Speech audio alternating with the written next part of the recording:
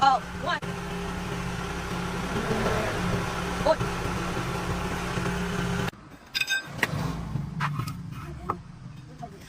Chờ chút đã. Không có ngu được.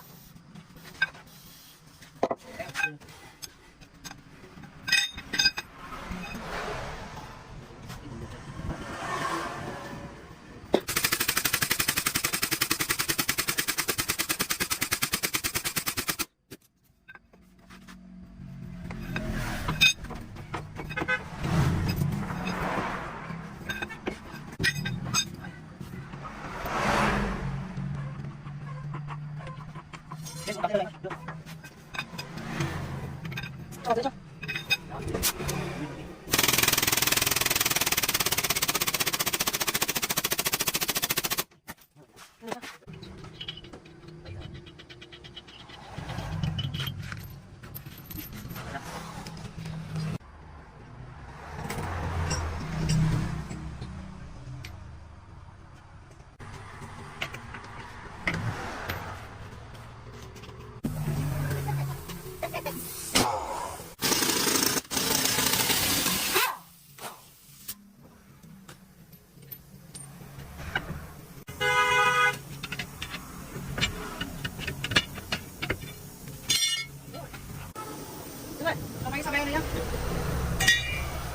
Gửi cái mũ vào mày.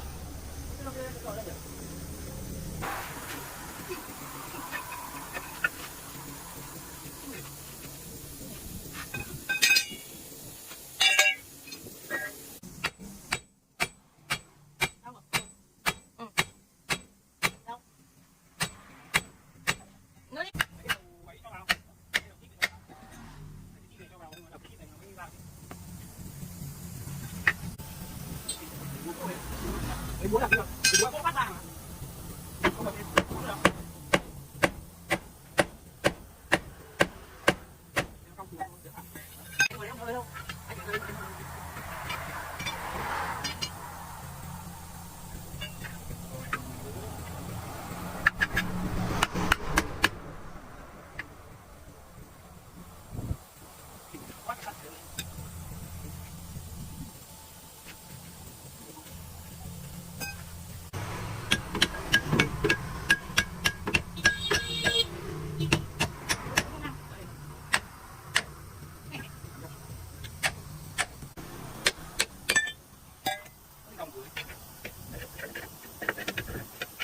Đây là con này đi thế nào được?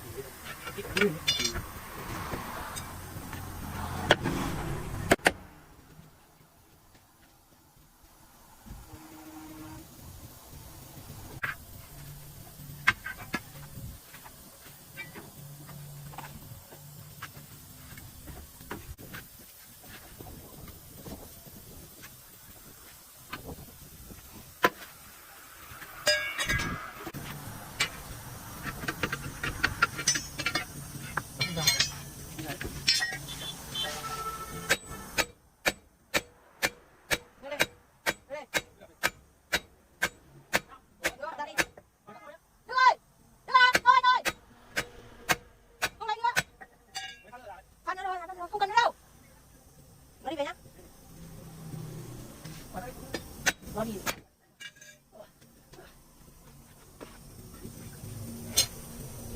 Chưa vẫn ok nhỉ?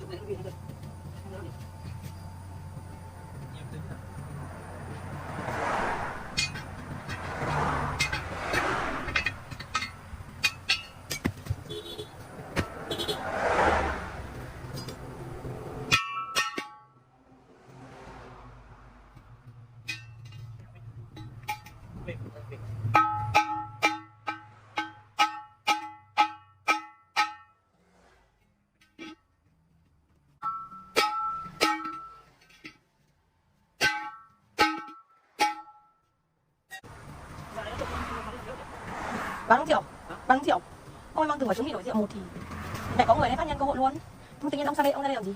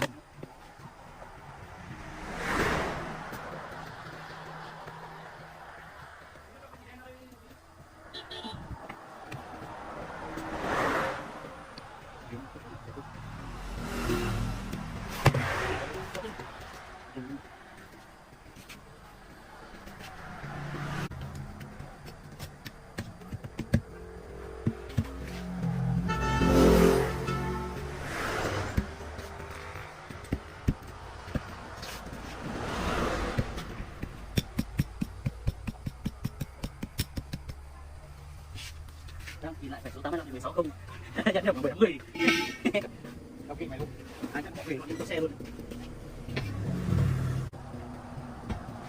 Alo. Alo. Alo.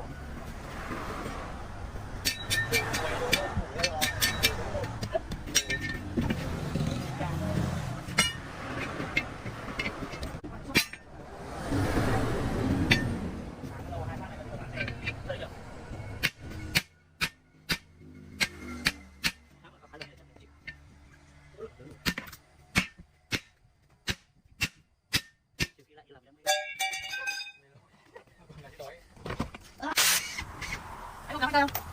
Anh kiểm tra đi. Anh sẽ lốc anh nhận tay em. Đi mày vậy đây. Không phải cảm ơn anh. Đừng có xảy đâu, để phanh mà. Anh chạy em đi. Nó là phanh mà xảy. Đó, cái này em chen mình cái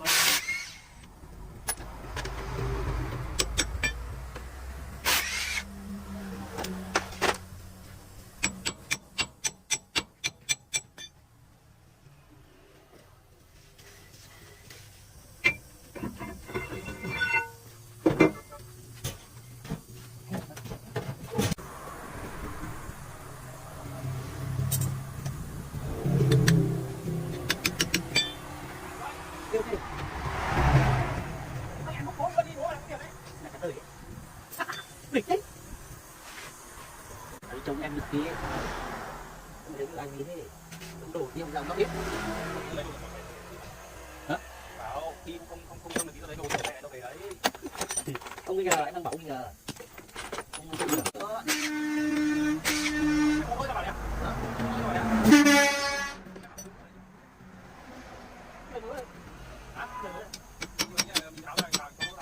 Hả?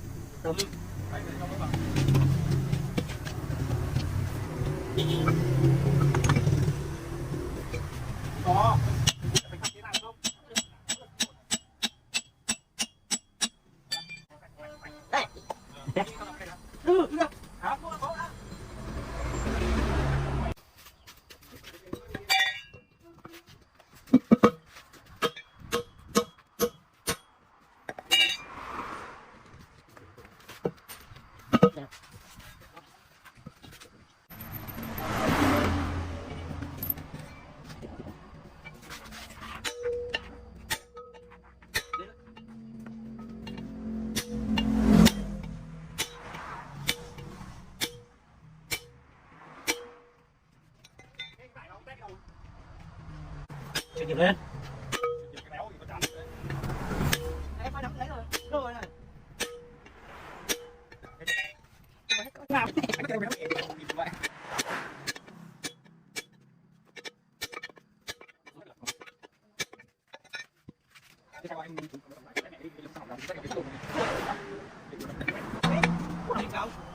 tìm một. Đi. Đi đi. Đi nha. Bước chân lên được cái. Mồm. Thấy chưa? Thấy chưa? Nó lại tháo ra tôi đấy.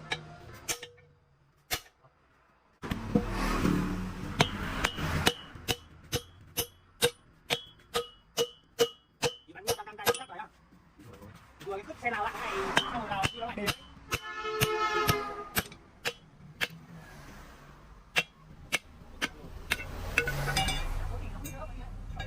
Chốt mà. Giữ lên. Đó. Chốt mà. Nó phải vặn nó ra được. Ra được cái thằng bộ.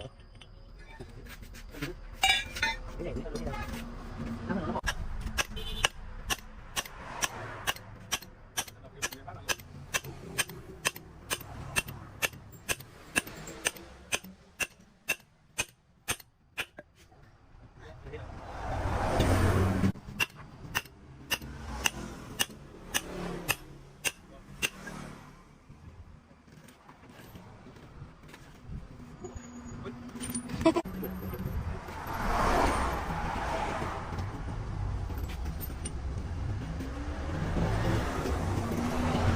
Đâu này là tiền để sao con đồng hoàng đây.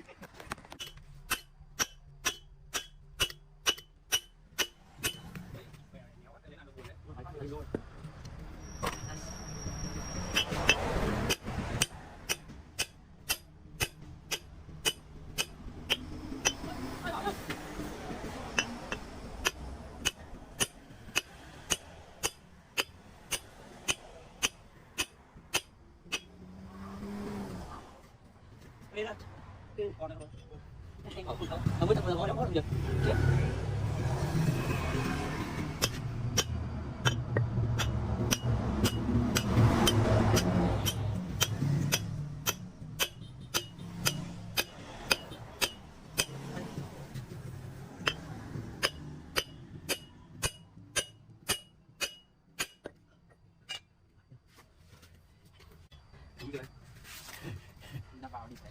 không luôn. Đi sao? Đi đâu? Không có chiều ơi. Nào lại nhỉ? Nó phải để vào đã rồi nó con vui.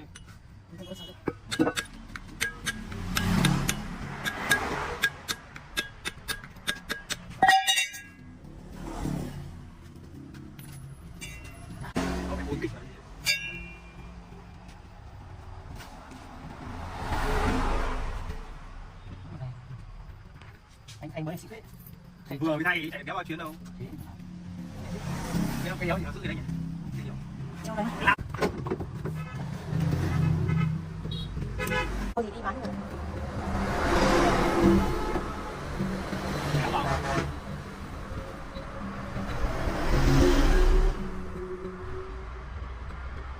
Vừa từ cái mùa còn tiêu đào.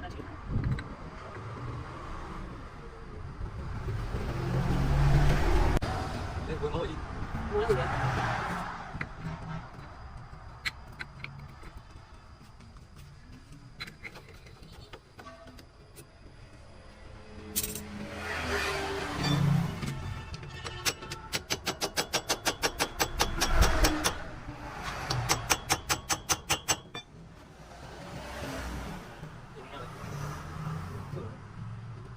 Tí nó được phân này.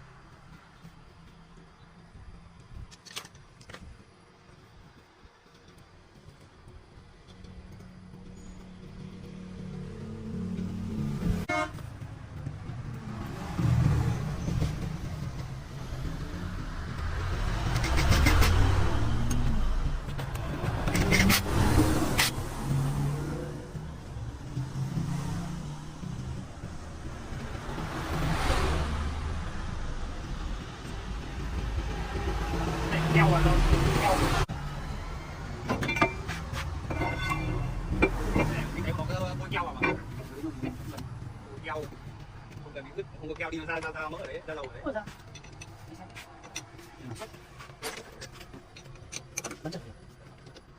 còn keo cũng có được đây bật lốp vào là ok đúng không? đó cũng không có lắm cái này hay hay cái gì đấy cái này cái lồng hay động lồng gì đó đấy chỉ đến cái lồng cái gì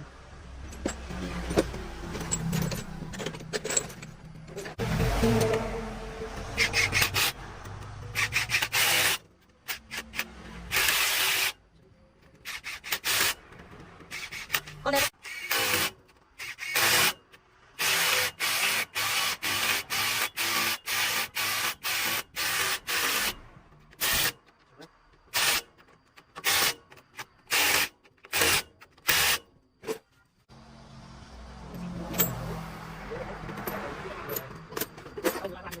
đứng ra thì phía sau nhé phía sau này nhé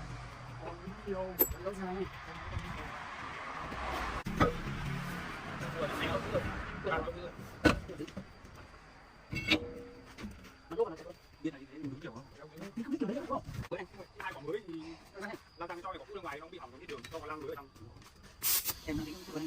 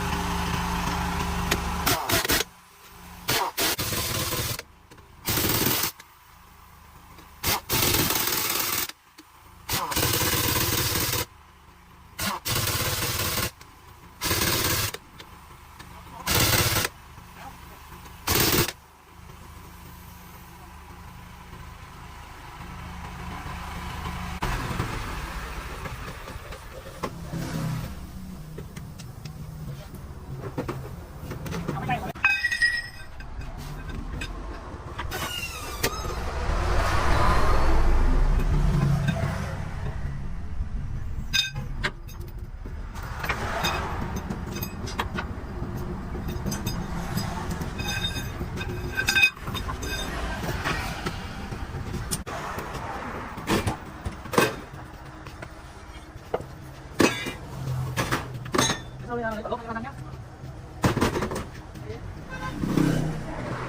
hơi lòn đấy đó cái bông ngay cơ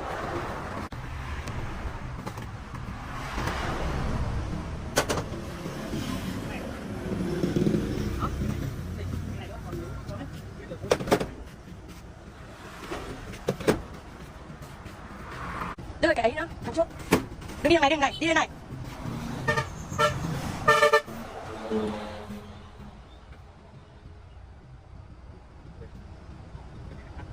chụp ảnh lại đây chết đấy sao tao nào